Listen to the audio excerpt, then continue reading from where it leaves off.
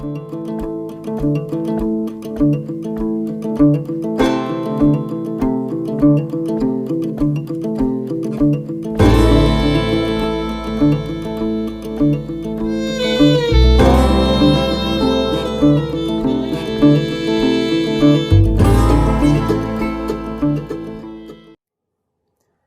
everybody, Jordan here with Lone Oak Survival. So, what you guys see before you in this jumbled mess on my rug is actually what I carry inside my quote-unquote get-home bag, my day bag, my light survival bag, what do you want to call it. I've noticed there's a lot more people influxing into bushcraft and survival because of the current situation, the threat of World War III, etc., etc. And with that, there's always people come out with bad advice, some good advice. Me personally, I think I offer good advice. You be the judge of that. Do what you will. But either way, I want you guys to always remember this, okay?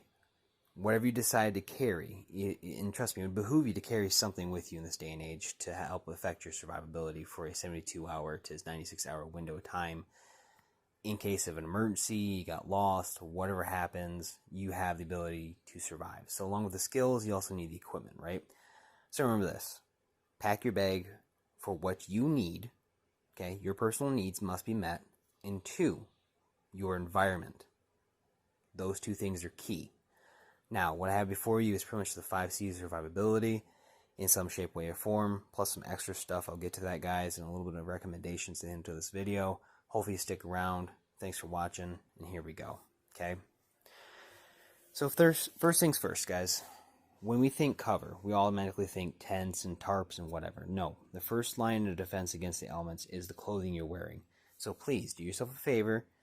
Look at the weather. I know a lot of phones nowadays have weather apps on them. Look at the weather, write it down, try to memorize it, whatever. It's going to be hot, cold, brisk, whatever. Going to rain, not going to rain. Who knows, okay? Just pay attention to that stuff, guys, because then you can dress appropriately, right? So moving on to the actual shelter system, what we're going to put overhead of us, underneath us, what we're going to do, right?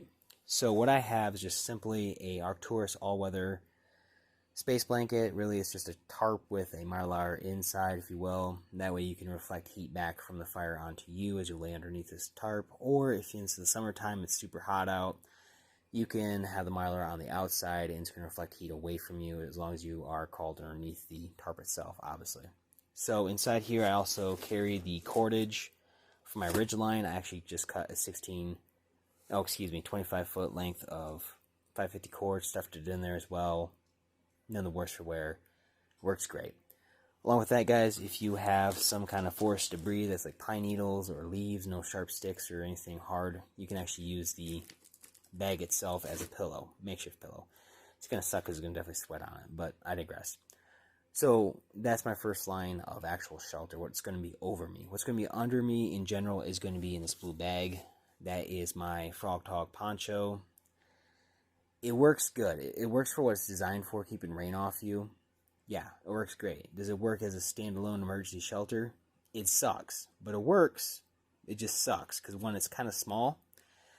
2, it's a lightweight material and it kind of rips decently easy, so you got to be pretty dang careful with this. That's why I actually want to replace that with a milsurp poncho of some kind that you can use as a alternative shelter. And here, guys, wool hat, wool socks, extra pair of skivvies, your pretty much Under Armour moisture wicking layer that you can put on there that kind of keeps you decently warm as well. That's what I carry in there as well. So that's cover. Now moving on to cutting devices. So, cutting devices, what do I carry? I carry my axe. Now, is this in my backpack? No. Is it on my backpack? Yes, I can carry it on my backpack. Do I take it into places, my backpack into places with me? Usually not if I'm going to the grocery store or whatever, but in case of emergency, I just grab my bag and go. I know my axe is with me. Axes are key up north, guys. I thought I could get away with the kukri myself. Way sucky. Don't like it. My axe cuts up a lot more wood quicker and with less energy than my kukri does, so let's settle that discussion now. Good belt knife, guys. This is the PKS or Pathfinder Knife Shop Scorpion XL curly maple handle. Trying it out, guys. I like it so far. It's not bad. Moving on. Folding saw, I don't really care what kind of brand of folding saw you get. Just make sure it's not an ultra cheap, crappy one. This Fiskars saw I've had for, I want to say 2.5, 3 years now. Been abusing the crap out of it, all sorts of weather conditions and environments. Been working great so far. This EDC pouch, guys, if you've seen my video on it, if not, go check it out. It explains everything in there. I have 3 different ways of starting a fire in there, from ferrocerium, sunglass, lighters, whatever I need in there, plus a multi-tool, flashlight, extra batteries, etc., etc. It's all in that little pouch, so guys, check out the video, explain itself. Now, we all know dull tools, okay, are dangerous. That's why I carry a pretty much diamond board. It's a Smith's diamond board. Coarse, fine. I like it, keeps my tools sharp, works pretty good. So, moving on from cutting, let's go to containers. So, I have my single-walled, all-piece, one construction, stainless steel, single-walled canteen. That's 34 ounces. I got my 40-ounce double-walled canteen. Yes, you can boil water in this as long as you drop hot rocks in there. Just be careful with the rocks because they might explode. I got some cotton material, 2 lighters, another washcloth down in there, and my 16-ounce canteen cup, plus my spork thing so I can eat my food. Now, why do I carry a canteen cup? Why don't I just boil water in there? Well, because I like to use my cup, one, to drink out of, as also the bowl to eat out of. Kind of hard to eat rice out of a container like that. But more importantly, this takes the abuse. My canteens don't. I'd rather have my cup break if it ever does. Highly doubtful, but if this ever does break, it's my canteen, because I'd like to carry water.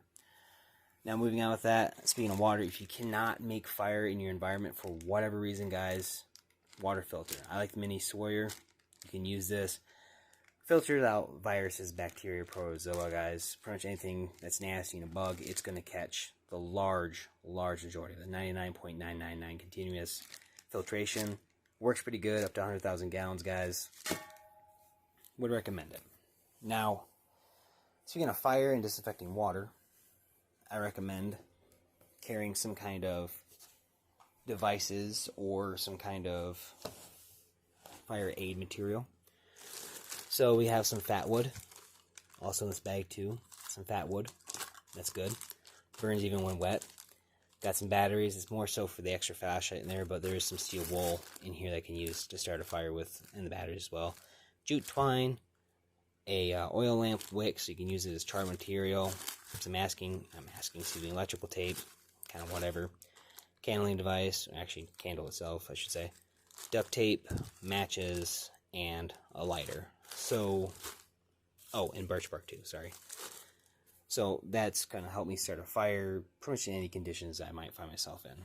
So, see, we got a fire going, right? Okay. Going to cook some food. Kind of doing this a little backwards, guys, but you'll see in a minute. Calories. Calories are king, okay? I got some tuna and salmon in here. I got some 1-minute quick brown rice. I got some mixed vegetables. I got some chili powder. I wanted garlic powder, but didn't have it at the store. Some more salmon and tuna. I got, in case I can't stop and cook anything, I mean, you can eat this stuff raw too, so that's kind of nice. But I got some sweet and salty mix. It's trail mix, guys. You can just eat that on the fly. No big deal. It's a 2-pound bag of that stuff right there. Stuffed absolutely to the brim. And here I have my hydration bag, as I call it. I got electrolyte drink mixes in there. I have some coffee mix in there. Some tea, coffee filters. I also have my, where you go? Stainless steel tea ball, guys. Works like a charm. Okay, you can make a herbal tea using that. Works great. I love it. Now, moving on. Ooh, they're running a bunch of stuff. Speaking of food, talking about food procurement, okay? Now, this is where the cordage comes in, and cordage kind of plays all around my kit, too. But this is number 36 bank line. Get it if you will. Works pretty good. I do like it. Basically, it's tarred mariner's line. The tensile strength, from my understanding, is 360 pounds. So, not going to break. You can use it for ridge lines. You can use it for, what I have these nails for? A Spanish windlass. These nails are the twisted deck nails. So, not going to come out of the wood or any kind of trap you're going to make. So, there's one. I carry a 120 conibear, guys, because, again, survival trapping, it kind of counts for time. And if I don't have time to sit there and make a bunch of traps, I can just throw this out, bait it, set it up, and hope for the best. Again, that's why I call trapping, not catching. My char tin, which actually doubles as my emergency fishing kit, has hooks, sinkers, bobbers, fishing line of 2 different kinds. There's 50-pound test, and then there's, I think, 25-pound test in there. Both are 100-foot, though. What else do we have in there? Oh, lures as well, guys. Pretty much all-around good little fishing kit. I like it a lot. So moving on from there, we have navigation and signaling. Okay, so I got a road map in Michigan. Is it the best map to use? No. Would I like to pay for topographical maps in my area? Yeah, I would. And have like a little folder kind of thing and have them all so organized and nice and neat. Absolutely. Do I have the funds to do that right now? Not really. I'm working towards it though, guys. But this would suffice decently well.